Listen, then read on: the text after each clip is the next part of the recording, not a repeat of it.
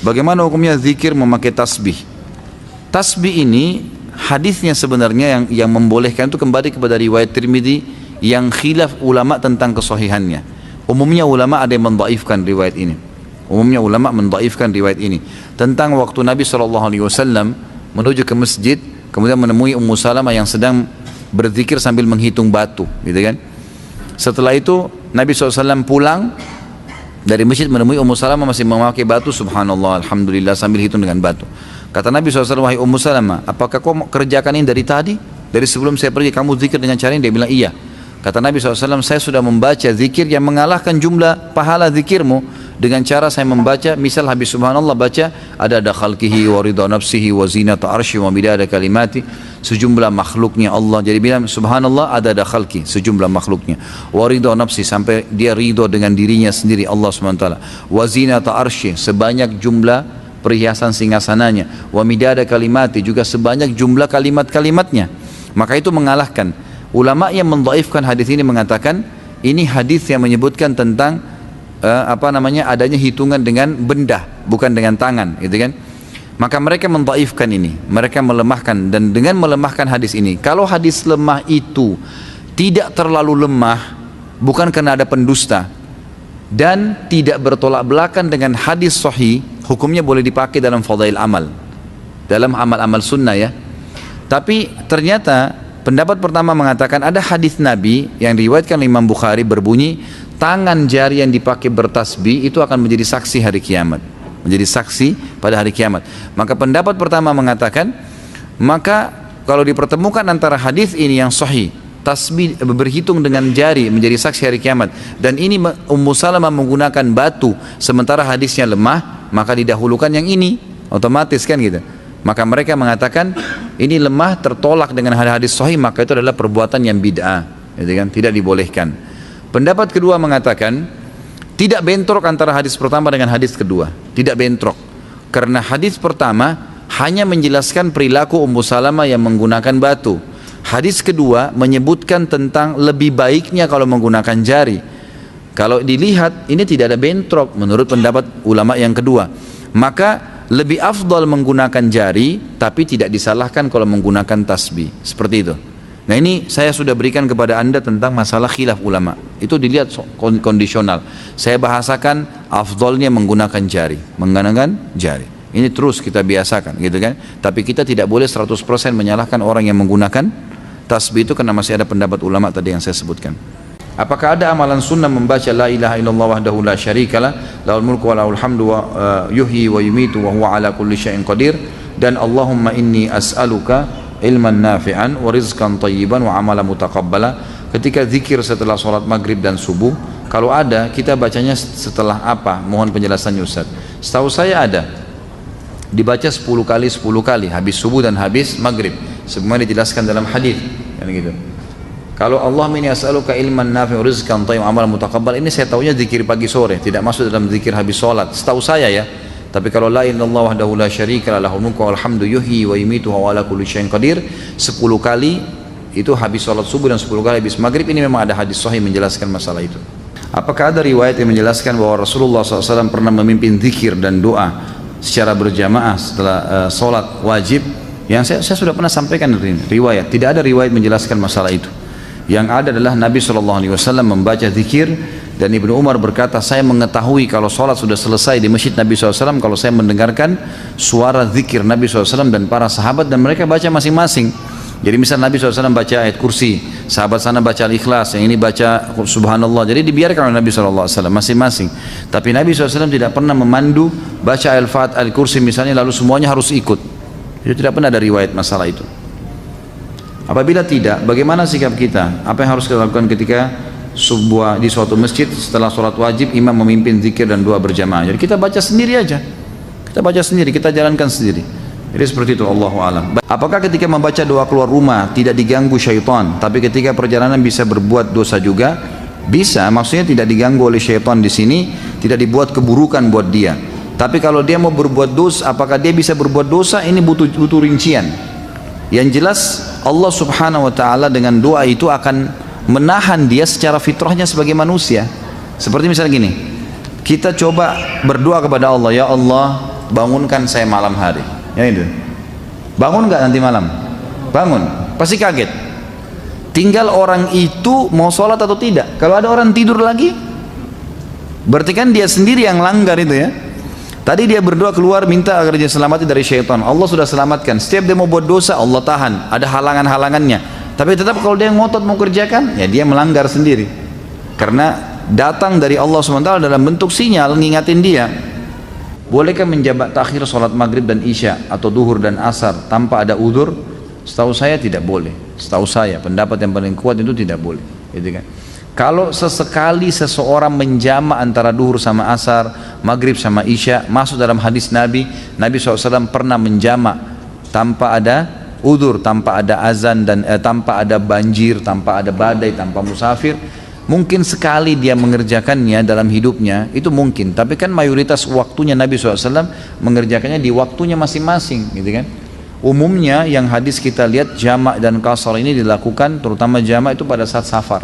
Pada saat safar, dan kita tahu semua hadis tentang fadilah mengerjakan sholat di awal waktunya, gitu kan. Jadi masing-masing di awal waktu. Di masjid yang sudah sunnah jika ada kajian selepas maghrib, selepas isya, kadang sholat isya ini ditunda sampai kajian selesai dulu. Biasanya sampai 45 menit. Jadi sekitar jam 8 baru sholat. Apakah dibolehkan menunda isya? Ada hadis memang yang membolehkan mentakhirkan isya ya. Tapi saran saya lebih baik sholat dulu seperti kita ini. Jadi tepat awal waktu kemudian baru dilanjutin. Seorang akhwat memakai cadar, apakah sah sholatnya karena hidungnya tidak menyentuh bumi karena terhalang oleh cadarnya? Gak ada masalah, gak ada masalah insya Allah. Karena memang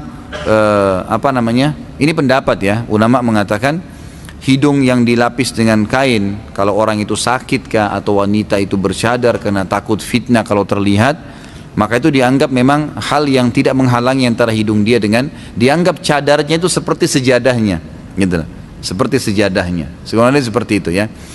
Maka itu dianggap tidak ada masalah. Ini pendapat sebagian ulama. Dan lebih baik kalau seorang muslimah sholat cadarnya dibuka, itu lebih baik. Karena memang sunnah Nabi SAW pada saat sholat wanita membuka wajah dan telapak tangannya kan gitu. Itu yang ada dalam hadis. Apakah saya boleh berzikir setiap waktu dan kapanpun tanpa ada batasan jumlah? Tentu saja kalau zikir-zikir itu tidak ditentukan jumlahnya oleh Nabi SAW, boleh saja. Enggak ada masalah. Misal kata Nabi SAW, la haula wa la quwata illa billah adalah harta karunnya surga. Enggak ada penentuan jumlah, enggak ada penentuan waktu. Bolehkah saya baca sampai 100 kali, 200 kali? Boleh saja, gitu kan. Tapi ada kalau penentuan waktu, tempat. Misal habis sholat baca subhanallah 33, alhamdulillah, Allah akbar 33, semua 33. Maka jangan baca lebih nih habis sholat, karena penentuan waktu, tempat, jumlah ada, gitu kan. Kalau tidak ada bebas, tidak ada masalah, gitu kan. Itu dibolehkan. Berhubungan dengan masalah istighfar, makna daripada hadis Nabi SAW, saya beristighfar setiap harinya 70 sampai 100 kali. Ini sedikit ada pendapat para ulama yang mengatakan bahwasanya yang dimaksud adalah Nabi SAW setiap kali beristighfar itu tidak berhenti sampai 70 kali atau sampai 100 kali. Berarti dalam sehari bisa beberapa kali Nabi SAW membacanya. Terbukti daripada orang yang telah bertemu dengan Imam Ahmad yang terus beristighfar, dan Imam Ahmad faham hadis. Beliau tidak menegur orang tersebut. Ya, pedagang roti yang terus pada saat mencampur telurnya, tepung terigunya, dan dia mengatakan astagfirullah, astagfirullah, astagfirullah, terus begitu. Tidak pernah berhenti. Dia berhenti kalau Imam Ahmad ajak ngomong atau Imam Ahmad dia sedang bertanya gitu. Maka Imam Ahmad tanya, berapa lama kau sudah amalkan? Dia bilang, dari dulu nih saya amalin, gitu kan. Sudah lama dan jumlahnya tidak terbatas gitu. Maka ulama mengambil dari statement Imam Ahmad yang tidak menegur orang tersebut, karena beliau adalah ulama hadis. Berarti makna daripada Nabi SAW membaca 70 sampai 100 kali adalah setiap kali ada kesempatan beliau tidak berhenti sampai 70 dan 100 kali.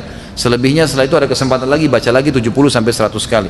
Maka dari sini istighfar dibolehkan baca berapa kali pun jumlahnya. Mohon dijelaskan bagaimana hukumnya apabila sholat di rumah kemudian di masjid sudah iqamah, apakah kita masih bisa menjalankan sholat qobliyah? Batalin, nggak boleh. Hadis sahih berbunyi, kata Nabi SAW, tidak ada lagi sholat sunnah dengan iqamah sholat wajib. Hadis sahih, nggak boleh. Jadi biar lagi di masjid kita lagi sholat, baru 1 rakaat sudah iqamah, batal. Tapi kita sudah dapat pahalanya, diberhentiin aja tiba-tiba, memang begitu. Ada seseorang menyarankan baca doa nurun nubuwat agar tersembuh dari penyakit yang saya tanyakan, apakah doa tersebut sesuai dengan tuntunan Rasulullah SAW? Saya tidak pernah tahu nih nurun nubuwat ini seperti apa.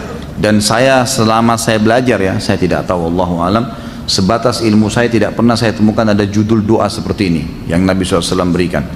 Jadi yang saya tahu tidak pernah ada, ya, Allahu alam, yang saya tahu begitu. Tapi kalau memang Anda lihat wirid yang ada di dalamnya adalah zikir-zikir ruqyah, yang buku kemarin saya bawain itu, kalau sama berarti zikir ruqyah berarti bisa saja di zikir ruqyah, sebab saya tidak tahu isinya. Kalau isinya selain zikir-zikir ruqyah yang ada sunnah-sunnah Nabi SAW, berarti itu nggak benar, itu dibuat-buat. Kapan saat wanita melakukan sholat duhur di hari Jumat afdolnya? Apakah setelah azan atau habis sholat Jumat? Tentu setelah azan. Ulama sepakat mengatakan tidak harus menunggu selesai khutbah. Boleh setelah azan duhur perempuan sudah boleh sholat, azan Jumat perempuan sudah boleh sholat duhur. Jika di lingkungan rumah kita ada 3 masjid atau lebih dan ada 1 masjid yang sudah sunnah dengan komunitasnya orang-orang yang sudah mengenal sunnah, maka saya lebih condong berjamaah di masjid tersebut dengan alasan lebih khusyuk, rapi safnya. Jadi pahalanya lebih banyak karena safnya sempurna. Lalu saya dibilang keluarga ekstrim, seolah-olah saya punya aliran sendiri karena tidak mau berjamaah di masjid lainnya. Apakah saya salah jika memilih masjid yang sunnah itu? Tentu saja tidak. Nggak usah peduli dengan perkataan orang. Kita kalau peduli perkataan orang nanti jadi kacau semua. Selama itu benar, jalanin, nggak usah ragu dan nggak usah peduli dengan orang. Karena kalau kita peduli dengan orang sementara kita dahulukan perkataan orang dari kebenaran, kita akan kacau semuanya. Berapa banyak rumah tangga kacau gara-gara perkataan orang ketiga, gitu kan? Harus punya prinsip. Saya pernah ajarkan, kalau kita diajak sama teman-teman makan di satu restoran, ada makan nasi goreng, kemudian kita begitu buka menu ada mie goreng dan hati kita pengen mie goreng, makan mie goreng walaupun teman-teman suruh nasi goreng. Enggak, saya mau mie goreng aja, nanti saya incipin punya kamu, nggak apa-apa, gitu kan? Mesti punya prinsip nanti supaya kita ikut. Kalau enggak, suami kamu tuh begitu ya, langsung ribut sama suaminya. Istri kamu tuh begitu ya, kamu tuh tetangga bilangin begini, tadi si fulan bilang begini, terpengaruh. Untuk apa? Saya bilang sama istri saya, ingat, rumah tangga ini saya, kamu dan anak-anak, saya pemimpinnya, kamu wakil saya, instruksi dari saya. Orang lain manapun mau masuk sini menyampaikan sesuatu harus saya yang ambil keputusan. Jadi nggak boleh sembarangan. Jadi rumah tangga kita punya benteng-benteng, kalau enggak jadi kacau semua nih. Apakah sah sholatnya jika sesudah mandi tidak berwudu? Karena ada yang bilang mandi itu dihitung bersuci, dan apakah ada hadisnya tentang hal tersebut? Ini ada ijtihad, ya, upaya sebagian ulama dalam fikih mengatakan kalau seseorang itu mandi dan pada saat mandi dia memang menjama seluruh anggota wudunya dan dia niatkan sekalian wudu, maka sudah tidak perlu berwudu lagi. Ini pendapat. Tapi sebagian lagi, dan Allahu alam, saya pribadi, saya bicara selalu pribadi di majelis saya pribadi lebih cenderung dengan wudu lagi. Saya pribadi, karena memang ini ijtihad, tidak mengikuti dalil, tidak ada dalil khusus masalah itu. Justru yang kita tidak pernah temukan dalil bahwasanya Nabi SAW menggabungkan antara mandi sama wudu, artinya setelah mandi nggak wudu lagi. Seperti contoh misalnya kasus mandi junub. Mandi junub itu kan mandi ya, tapi ada wudunya tuh. Ada wudu dalam mandi itu, gitu kan? Dan ulama hadis sepakat mengatakan lebih afdal seseorang, walaupun tadi kan mandi junub cuci telapak tangan 3 kali, cuci wajah 3 kali, mencuci kemaluan 3 sampai bersih, wudu seperti wudu sholat, lalu kemudian mengambil air dengan jari-jari lalu menjama bagian sisi kanan kepala sampai terasa di kulit kepala, lalu menyiram sisi kanan tubuh, lalu kemudian menyiram seluruh tubuh, gitu kan? Sudah ada wudunya nih. Kata sebagian besar ulama hadis, setelah dia mandi junub pun tetap lebih afdal dia wudu lagi untuk sholat, karena itu tadi wudunya wudu mandi. Jadi yang kita temukan malah dalilnya ada wudu pada saat mandi itu. Maka pendapat yang mengatakan dianggap sudah tidak ada masalah, dia sudah wudu, ya itu pendapat. Tapi dalil khusus yang menyebutkan kalau sudah mandi tidak perlu wudu lagi ini tidak pernah ada, gitu. Allahu a'lam, ini yang saya ketahui. Kalau kita musafir, apa boleh membasuh sepatunya saja ketika berwudu untuk melakukan sholat? Soalnya saya pernah baca hadisnya, Ustaz. Memang benar boleh, namanya masul khuf. Asal syaratnya sebelum pakai kaos kaki sudah wudu dulu, gitu kan, dalam keadaan suci. Kalau mukim boleh sehari semalam, mukim kayak kita nih orang tidak musafir. Orang musafir boleh 3 hari 3 malam. Asal syaratnya waktu pakai kaos kaki, misalnya mau ke kantor nih sudah wudu dulu, pakai kaos kaki, kemudian kita ke kantor ternyata maaf buang angin, buang air besar, buang air kecil, batal wudunya. Lalu kemudian keluar dari WC, ya semoga Allah muliakan Anda, keluar dari WC kemudian kita mau wudhu lagi, kaos kakinya bisa diusap saja, tidak usah dibuka. Yang penting tadi pada saat dimasukkan dalam keadaan suci. Mukim sehari semalam, musafir 3 hari 3 malam. Di mana batasan seorang muslim dikatakan kafir apabila dilihat dari hadis riwayat Tirmidzi, An-Nasai dan Ibnu Majah menyebutkan sabda Nabi SAW, perjanjian antara kami dan mereka orang kafir adalah solat. Karena barang siapa yang meninggalkannya maka sungguh dia telah kafir. Yang dimaksud di sini adalah perilakunya perilaku kafir, meninggalkan solat. Makanya ulama masih rincikan, meninggalkan solat secara jahdan tadi membangkang baru kufur, gitu kan? Harus syahadat. Tapi kalau dia cuma malas-malas tidak masuk. Ibnu Umar menjelaskan makna daripada hadis ini adalah kalau dia cuma malas-malasan, dia mendapatkan dosa kufur tapi tidak sampai pada kufur. Kufrun duna kufrin istilahnya, gitu kan? Apakah orang yang menggunakan buhul yang ditaruh di dompet, sholatnya tetap diterima? Sholatnya sah, tapi dia berdosa dengan buhulnya. Pertanyaannya, untuk apa taruh buhul di dompet? Kita dari kemarin 2 pertemuan bahas masalah ini, jangan lagi ditaruh buhul, keluarin semua, bakar. Nggak boleh lagi percaya yang begitu, tawakal kepada Allah SWT. Saya mau tanya, apabila kita tidak sempat sholat sunnah qobliyah di masjid, lalu saya kerjakan setelah sholat wajib di rumah, hukumnya gimana Ustaz? Boleh saja, asal bukan setelah, sebenarnya boleh ya, hukumnya secara global boleh. Kalau anda sudah sering melakukan amal-amal sunnah ini, misalnya sholat qobliyah rutin dikerjakan, qobliyah duhur, ya, qobliyah asar, kemudian apalah ya, qobliyah subuh yang dikenal dengan sunnatul fajr, itu kalau sudah rutin dikerjakan, kemudian satu waktu kita masuk masjid sudah iqamah, maka di sini ulama sepakat mengatakan bolehnya dia kerjakan setelah sholat wajib tersebut, walaupun itu waktu dilarang. Karena ada riwayat Bukhari menjelaskan bahwa Nabi SAW setelah sholat asar beliau sempat berdiri kemudian sholat sunnah, lalu sahabat semua duduk, gak ada yang ikut. Setelah itu Nabi SAW ditanya oleh para sahabat, ya Rasulullah, apakah wahyu turun? Ada perubahan dalam masalah sholat? Selama ini anda mengingatkan kami tidak ada ba'di asar. Kata Nabi SAW, ini sholat ba'diyah duhur saya, yang saya tadi lupa karena tersibukkan oleh satu kaum yang datang memiliki hajat dengan saya, maka sekarang saya kerjakan.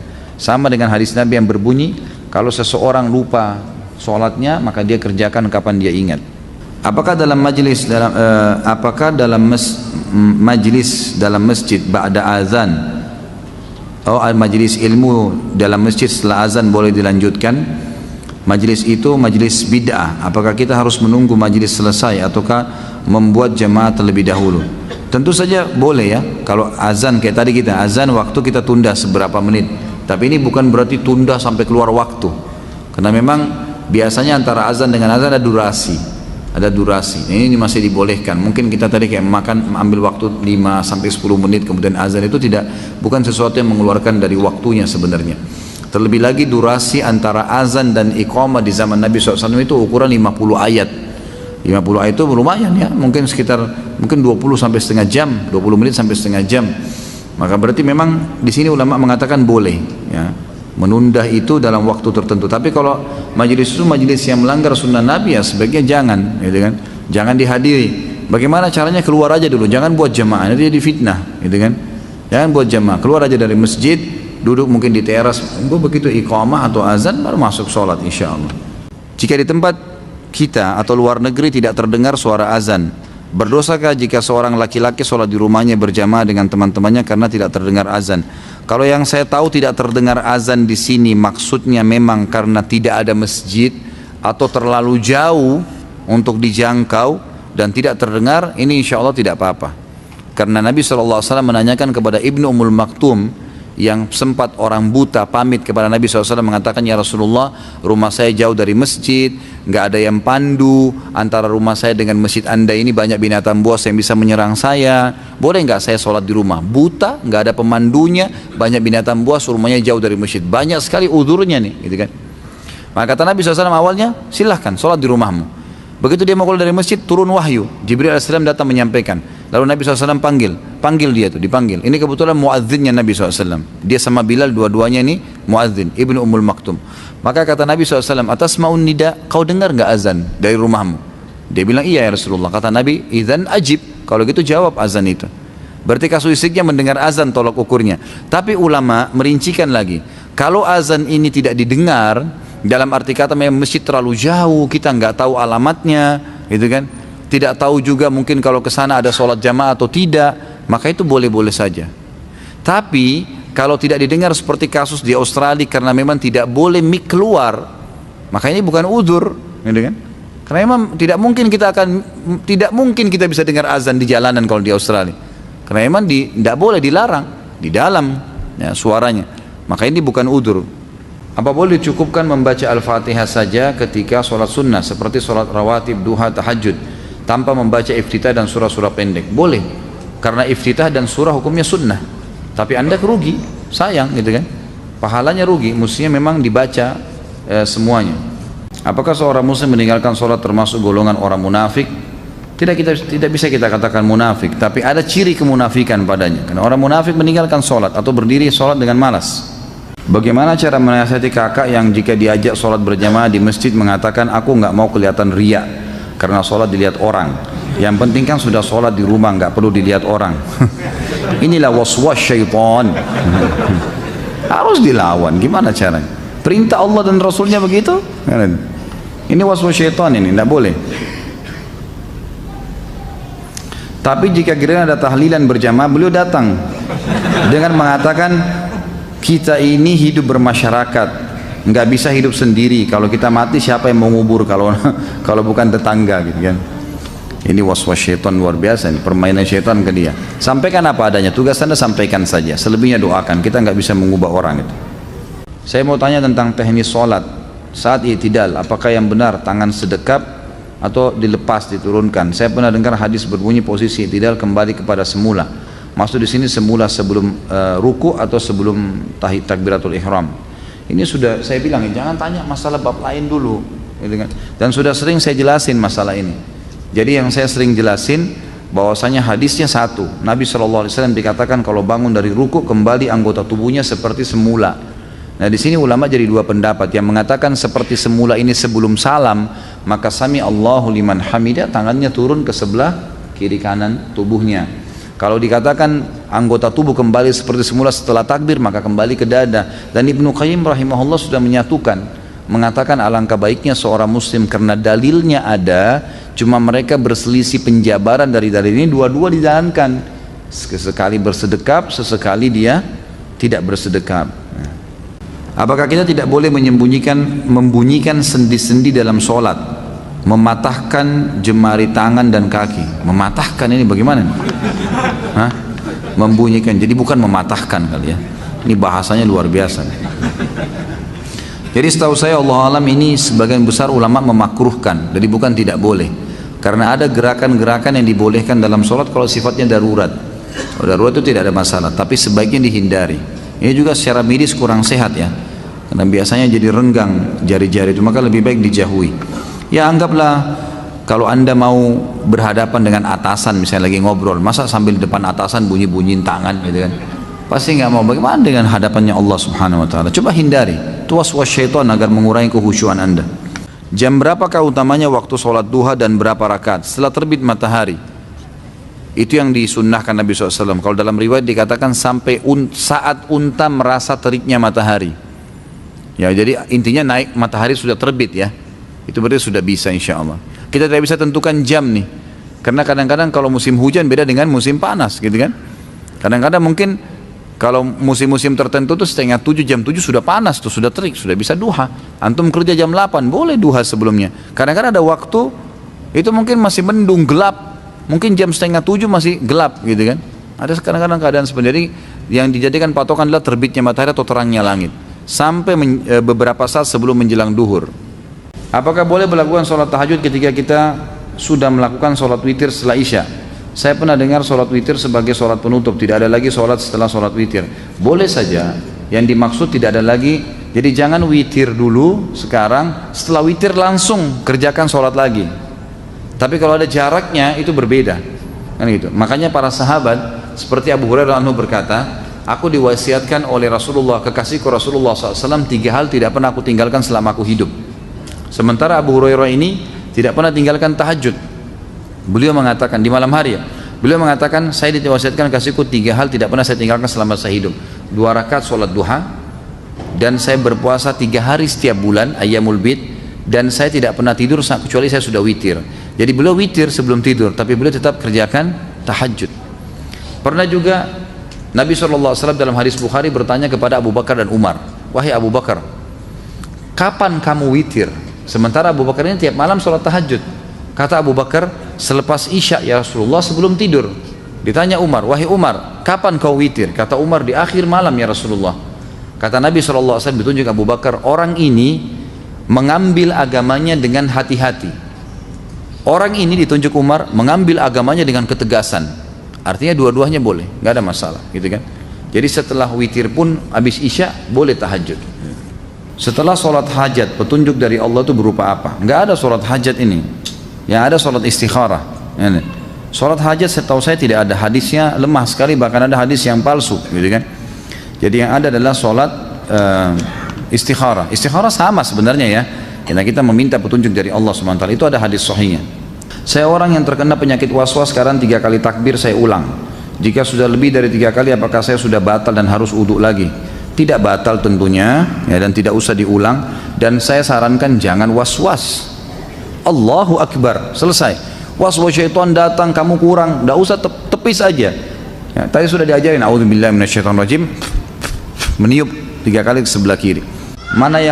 Mana yang saf lebih utama jika ada 2 lantai masjid, saf terakhir di lantai bawah atau saf pertama di lantai atas? Saf pertama, walaupun di lantai atas,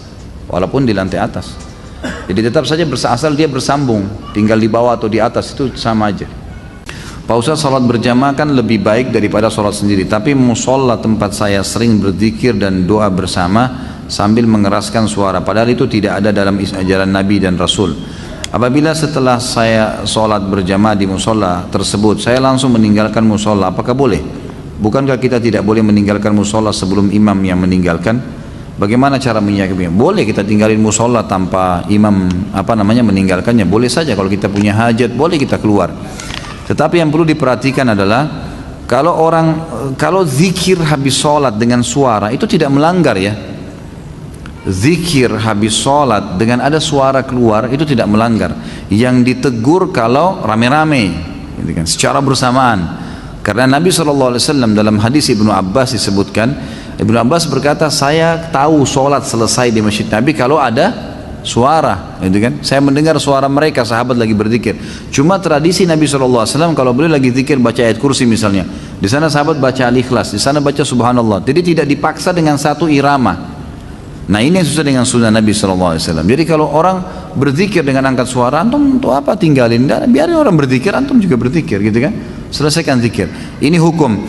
Tapi kalau yang tadi dibahas tidak boleh keluar sebelum imam keluar, itu tidak benar. Boleh saja tinggalin tempat sebelum imam. Ini tidak ada masalah. Apa dalilnya keutamaan saf pertama sebelah kanan, dan jika cuma satu saf, apakah yang harus diisi sebelah kanan dulu, dan kalau sebelah kanan sudah penuh baru diisi sebelah kiri? Hadis sahih riwayat Imam Tirmidzi, riwayat Imam Abu Dawud, riwayat Imam Ahmad, ya, Nabi SAW menyebutkan, bahkan ada dalam hadis Bukhari Muslim ini masalah fadilah saf awal, gitu kan. Kalau masalah saf kanan ini memang hadis yang tadi saya sebutkan, Tirmidzi, Abu Dawud dan Imam Ahmad menyebutkan kalau Allah Subhanahu wa taala akan terus memberikan salam kepada orang yang berada di saf kanan. Dalam riwayat Bukhari disebutkan, beberapa sahabat berkata, kami sangat senang berada di sebelah kanan Nabi SAW, sebelah kanan saf, karena sering kali beliau kalau mengatakan istawu, menghadap ke sebelah kanan saf, gitu kan. Jadi memang begitu penyebutannya. Dan Nabi SAW pada saat menyusun saf, menyuruh berdiri di belakangnya, kemudian mengatur ke sebelah kanan. Itu perintah Nabi SAW memang. Memang saf kanan sampai penuh. Kalau sudah penuh ke kanan, baru diisi ke kiri. Memang sunnah Nabi SAW seperti itu. Mulai dari mana terhitung 1 rakaat untuk yang masbuk? Apakah ketika sebelum ruku atau sebelum sujud? Tentu ruku. Patokannya ruku. Nabi SAW bersabda, siapa yang mendapatkan imamnya ruku, maka dia telah mendapatkan 1 rakaat. Jadi ruku bukan sujud. Apakah boleh sholat Jumat di dalam kereta api? Soalnya saya pernah melihatnya ketika saya dalam perjalanan menuju kampung halaman. Musafir nggak ada Jumat baginya, nggak usah sholat Jumat, gitu kan. Kalau musafir nggak usah sholat duhur asar, di jamak saja. Jika kita terlambat sholat subuh karena ketiduran, misal bangun jam 5:30 pagi, apakah kita langsung ambil air wudhu dan sholat saat itu juga, atau kita tunda menunggu sampai matahari terbit pas duha? Tentu sholat pada saat itu. Pada saat itu juga sholat, jangan ditunda. Bahkan kalau anda sholat sebelum terbit matahari, maka masih masuk dalam waktu subuh, gitu kan? Maka sebaiknya jangan ditunda. Kalau anda tunda berarti mengeluarkan sholat dari waktunya, dan itu berbahaya, masuk dalam dosa nanti. Ustadz, pertanyaan 3 in 1, singkat padat tapi banyak. Jika makmum terlambat masbuk di masjid tapi sholat berjamaah sudah selesai namun ingin mendapatkan fadilah berjamaah, jika ada satu orang yang sedang sholat sunnah ba'diyah, bolehkah kita menjadi dia? Bolehkah jadikan dia imam? Haruskah kita tepuk bahu dia atau merapat saja di sisi kanannya? Bagaimana jika kita jumpai sudah di posisi tahiyat akhir? Apakah kita langsung ikutan saja tahiyat akhir dengan niat di hati sholat wajib? Saya ingatkan kembali ya, pertanyaan kita, bahasan kita masalah membunuh, bukan sholat ya. Itu nanti ada bahasanya sendiri sholat, jangan ditanya tumpah tindih nih. Jadi di sini tentu saja tepuk dia untuk memberikan isyarat. Dia berdiri atau dia duduk, supaya dia tahu. Jangan tiba-tiba dia kaget ada orang di sebelahnya gitu kan. Jadi ditepuk saja, memberikan isyarat. Masalah dia terima nggak terima jadi imam mungkin karena tidak paham, itu nggak apa-apa. Yang penting antum sudah kasih isyarat. Termasuk kalau dia tahiyat terakhir, tepuk pundaknya langsung takbir, duduk tahiyat sama dia. Karena memang dibolehkan mengikut orang yang sholat wajib, boleh ikut. Antum masuk di masjid, imam lagi sholat tarawih, kita belum sholat isya, jangan sholat sendiri, ikut sama imam. Karena boleh orang yang sedang sholat sunnah di belakangnya orang sholat wajib niatnya. Karena pernah terjadi zaman Nabi SAW dalam hadis Bukhari, Abu Bakar pernah sholat menjadi imam dari sahabat yang belum sholat berjamaah karena dia datang telat dan dia sendirian. Waktu Nabi SAW bilang siapa yang mau bersedekah buat dia, saudaranya ini, maka Abu Bakar berdiri. Abu Bakar menjadi imam, padahal Abu Bakar sudah sholat tadi. Berarti hukumnya sudah sunnah bagi Abu Bakar tuh. Tapi karena dia lebih afdal, maka dia pun akhirnya menjadi imam. Apabila seseorang beribadah lalu dia terbersit riya, namun dia sadar bahwa dia riya dan istighfar, mohon ampun, apakah ibadah yang dijalaninya hancur atau diterima? Ada hadis yang berbunyi al-yasiru minar riya syirkun. Sedikit saja riya sudah syirik, gitu kan? Sudah batal. Tapi perlu diketahui, misal kalau cuma terlintas, karena semua ibadah itu umumnya kata ulama ada riyanya. Pasti syaitan tawarin pertama opsi riya dulu, gitu kan? Begitu kita sholat, riya dulu yang ditawarin.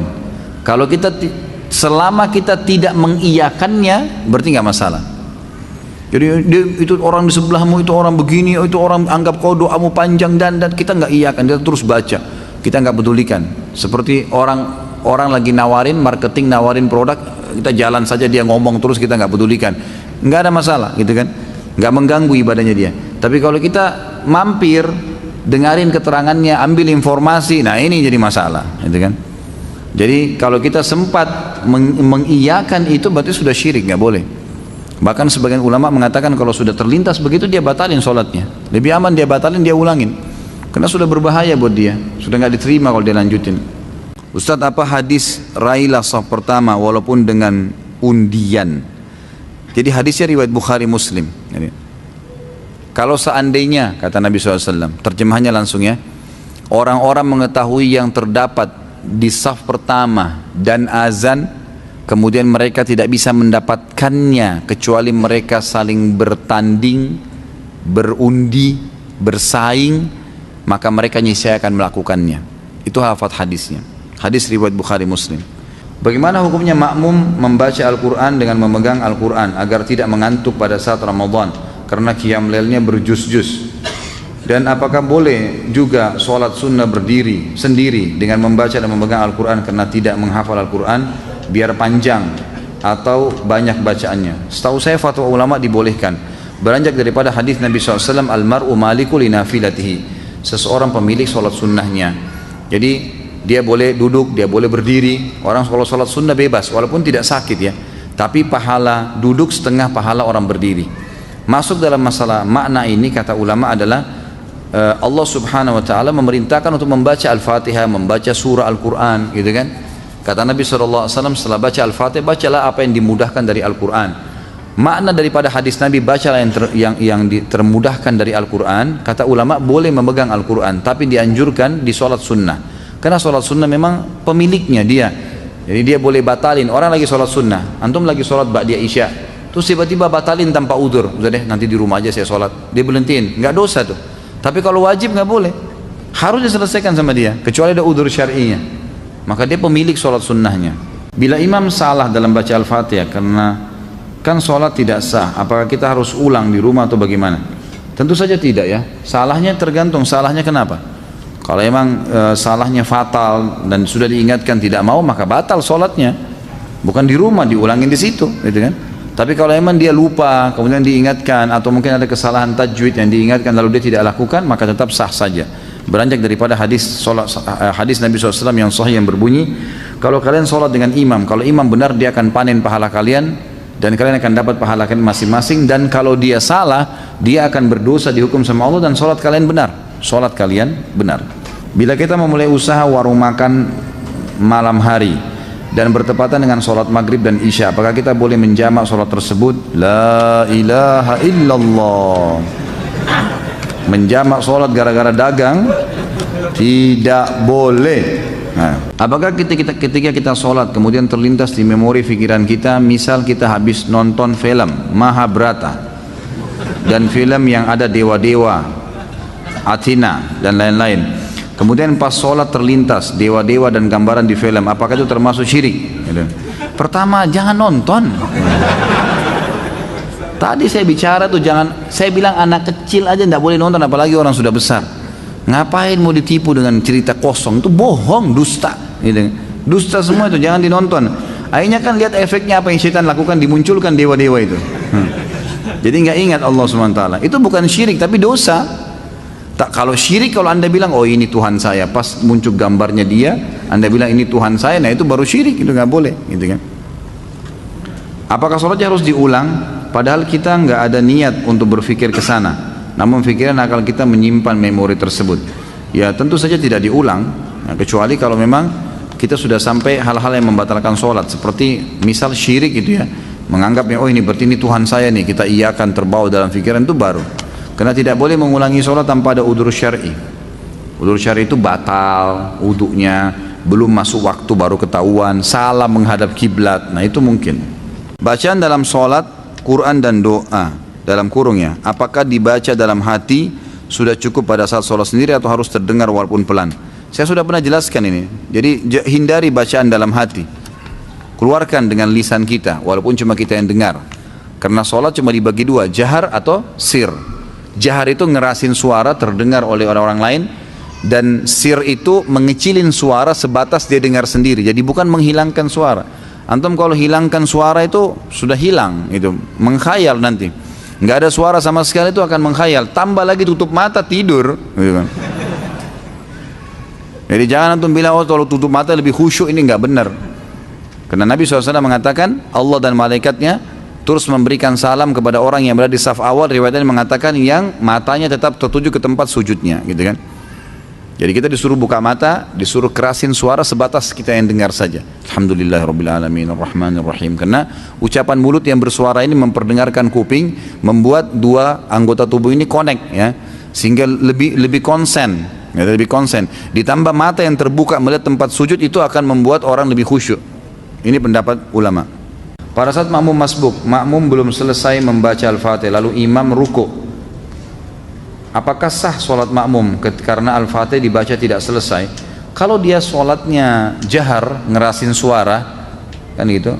Seperti misalnya maghrib 2 rakaat pertama, isya 2 rakaat pertama, subuh kedua rakaatnya, maka tidak masalah dengan tidak baca Al-Fatihah. Itu pendapat jumhur ulama.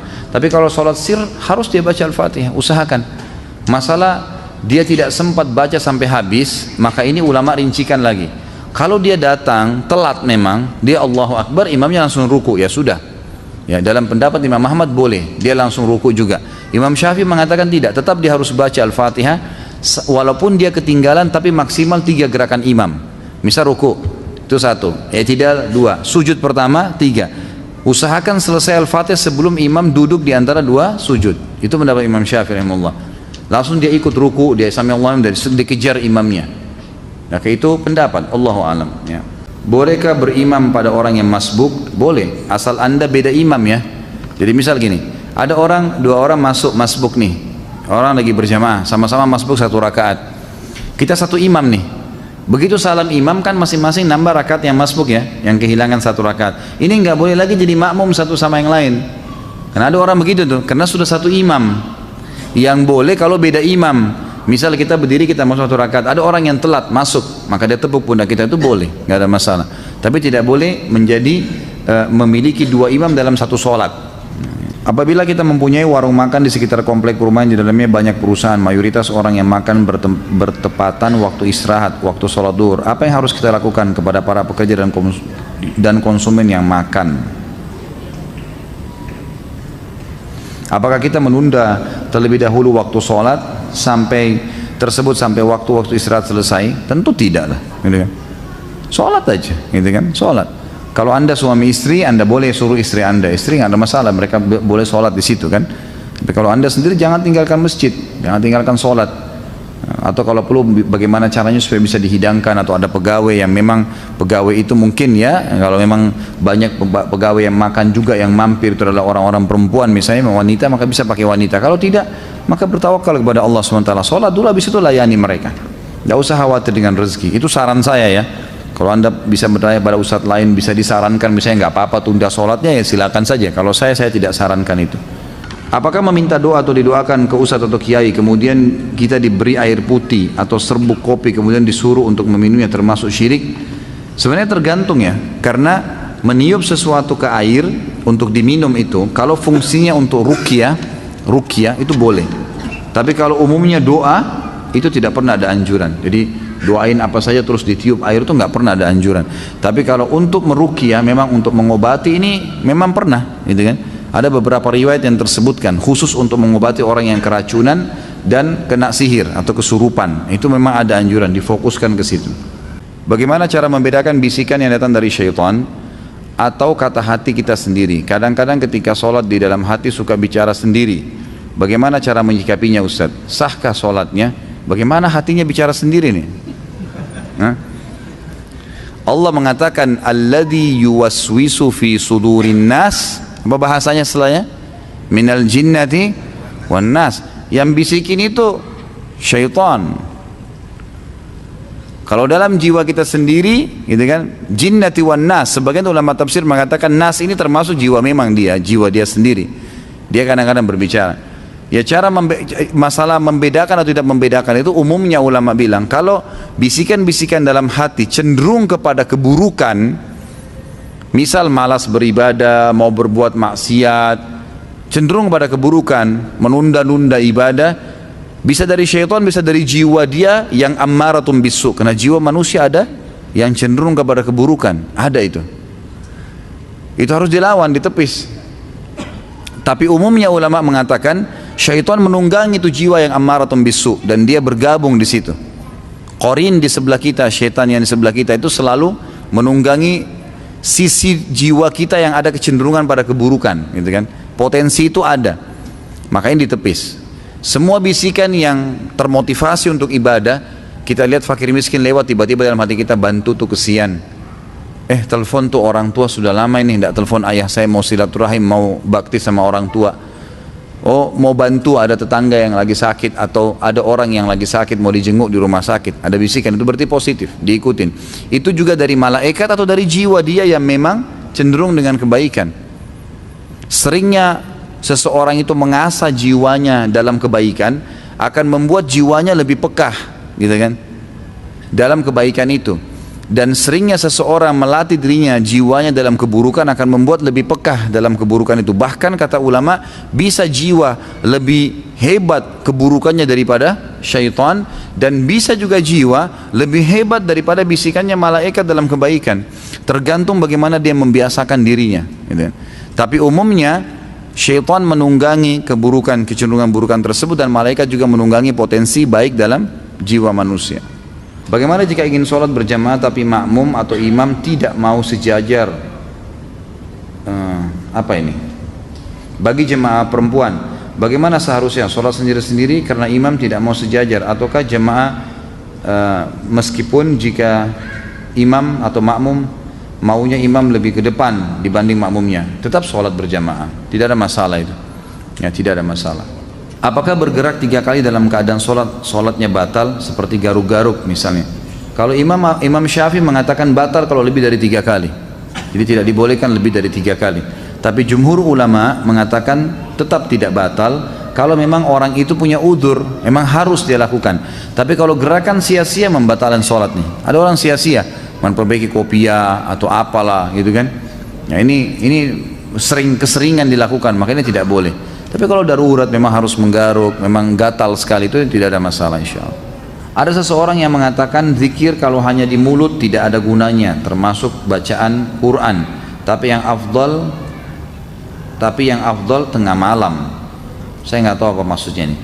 Tentu kalau baca Al-Quran, zikir, berdoa adalah ibadah badan. Ibadah badan ya, mesti memang diucapkan dengan lisan. Itu yang kita tahu. Nabi SAW diketahui oleh para sahabat kalau lagi berzikir dengan suara yang didengarkan oleh mereka, dengan komat kamitnya mulut Nabi SAW. Jadi memang seperti itu. Kalau ada orang yang mengatakan ini percuma, ini butuh dalil. Dari mana percuma? Memang begitu panduannya. Cuma memang ibadah badan harus diikuti dengan ibadah hati ya. Ibadah hati itu ikhlas, tawakal, roja, berharap, khauf, takut. Itu semua harus ada, gitu kan? Perasaan itu ibadah hati menguatkan ibadah badan, ya, gitu. Jadi ikhlas, doa, zikir yang dibaca dengan mulut diikuti dengan keikhlasan dalam hati baru diterima. Apa yang harus kita lakukan apabila lupa Jumat jumlah rakaat ketika sholat dan bagaimana tata cara sujud sahwi? Tentu saja diambil yang lebih sedikit ya. Kalau misalnya sholat 4 rakaat lupa 4 atau 3 ya, diambil 3. Ini kemarin kalau ikut tabligh akbar terjawab nih, riwayat Abdurrahman bin Auf itu kan, bagaimana beliau waktu Umar bin Khattab dulu dengan Ibnu Abbas radhiyallahu anhu ajma'in bingung. Kata Umar kepada Ibnu Abbas, apakah kau tahu hadis Nabi SAW tentang orang kalau lupa rakaat salatnya? Kata Ibnu Abbas, tidak ya Amirul Mukminin, di zaman khilafahnya Umar. Lalu kata Ibnu Abbas, apakah anda punya informasi? Kata Umar, tidak ada. Lalu kata Ibnu Abbas, tiba-tiba Abdurrahman masuk kepada kami dan berkata, waktu kami tanya, beliau mengatakan, saya punya kabarnya. Kata Nabi SAW, kalau seseorang kalian sedang sholat, kemudian dia lupa 2 atau 1 kah dia sholat, dia pilih 1. Kalau dia ragu 3 kah atau 2, dia pilih 2. Kalau dia ragu 4 atau 3, dia pilih 3, gitu kan? Kemudian dia sebelum salam sujud sahwi 2 kali atau 2 kali sujud. Dan sesuai kita sebutkan, sujud sahwi boleh membaca bacaan-bacaan sujud, dan diantara duduknya tidak usah ya, baca apa-apa. Jadi begitu selesai tahiyat, sudah selesai sebelum salam sujud, baca 2 sujud, kemudian duduk, nggak usah baca apa-apa, sujud, baca lagi bacaan sujud, kemudian duduk, lalu salam. Itu. Ini kalau kita mengingat kelalaian kita sebelum salam. Kalau misal antum sholat, udah salam nih, udah bubar, berdiri ke masjid, atau lagi duduk, kemudian buka HP, ternyata kayaknya tadi kurang 1 rakaat deh. Tapi kita sudah selesai sholat nih, maka langsung berdiri, tambah rakaat yang kita lupain tuh, langsung saja Allahu Akbar, misalnya 1 rakaat kelupa, sholat 1 rakaat sampai salam, gitu kan? Kemudian setelah salam baru sujud sahwi. Sujud sahwinya setelah salam, karena ingatnya setelah salam sholat awal. Ini hadis Bukhari dalilnya, bahwasanya Nabi SAW pernah habis sholat, rakaat kedua sholat asar, beliau salam. Begitu tahiyat pertama langsung salam. Lalu beberapa sahabat bingung, kok asar 2 rakaat, tapi di depan saf pertama ini ada Abu Bakar, ada Umar, ada sahabat-sahabat yang senior, dan mereka tidak bicara. Nabi SAW seperti umumnya habis zikir, beliau langsung berdiri menuju ke pintu masjid, lalu menunggu di pintu masjid adakah sahabat yang mengeluh, yang mau minta sesuatu pada beliau, gitu kan. Sampai ada satu sahabat Badui datang kepada Nabi mengatakannya, Rasulullah, apakah sekarang sholat asar sudah berubah menjadi 2 rakaat, atau anda lupa, turun wahyu nggak menyampaikan itu? Kata Nabi, saya tidak lupa, kan gitu, dan tidak ada wahyu turun. Artinya Nabi yakin ini 4 rakaat beliau kerjakan. Ini hadis sahih riwayat Bukhari. Lalu kata Nabi SAW dalam riwayat lain dikatakan memegang tangannya orang ini lalu berkata, masuk ke masjid, kebetulan sahabat belum bubar, apa benar yang orang ini bilang? Benar nggak saya tadi cuma 2 rakaat? Kata sahabat, benar ya Rasulullah. Langsung dalam riwayat ini Nabi SAW hadap kiblat, bertakbir, semua sahabat ikut, menyempurnakan 2 rakaat sampai salam, setelah salam baru sujud sahwi. Berarti memang kalau ingat setelah itu sujud sahwinya setelah salam.